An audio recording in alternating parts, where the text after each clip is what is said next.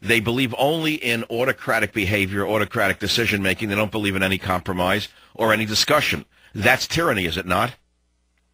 And what I'm fearful about is that the public doesn't recognize it. And if they don't think there are going to be food shortages and food allotments and energy approach. It's interesting you should say that. You know, I have been a student of politics since I'm about 17. And I made a statement when I was 17 or 18 years old that I still think is true, which is I've studied revolutions around the world, and revolutions generally never occur unless there's mass hunger. And we have a nation that's obese and fat, obese and stuffed to the gills like pigs in a whatever, a sty. How can there ever be any kind of uprising against this illegitimacy by a people that is so stuffed with cheap calories? It's impossible.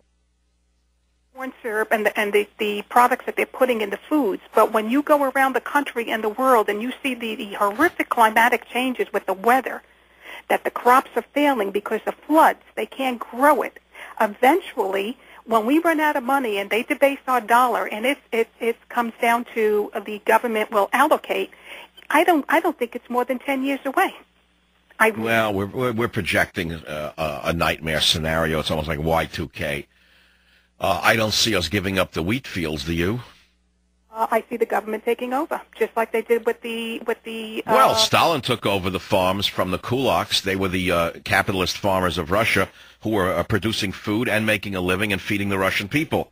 Stalin said this is no good, and he nationalized the farms, and there was mass starvation in Russia, and 30 million people starved to death. Look at what Mugabe did in Zimbabwe when he took over the white-owned farms. The people, while they were white-owned farms, admittedly on stolen land, but the whites were farming and producing a food surplus in Zimbabwe. Is that correct? They were exporting food. After the blacks took over the farms, there was mass starvation. They become basically a nation of begging cups. Thank you for the call. Look, the problem here is I've eaten from the apple of knowledge, and I know what's going on. And if you don't like it, if it's too much for you, we can play some rock and roll. So let's play a little rock and roll as we take our first break of the second hour. There you go, little Beatles. Hi, John. How are you? Bang. John, I love your work. Boom. Was the loser now will be later to win, for the times they are a-changing. He was absolutely right. He's prophetic, Bob Dylan. The loser now will be the win. The loser now will be the win. And look what's going on in the world. It's a world upside down. People without qualifications whatsoever are in high places giving each other awards. So the loser now will be the win. Of course, they give each other prizes for doing nothing. That's all. It's upside down. The whole world's upside down. It's exactly what happened in Mao Zedong's China. I told you the story 1,000 times, but I told you once.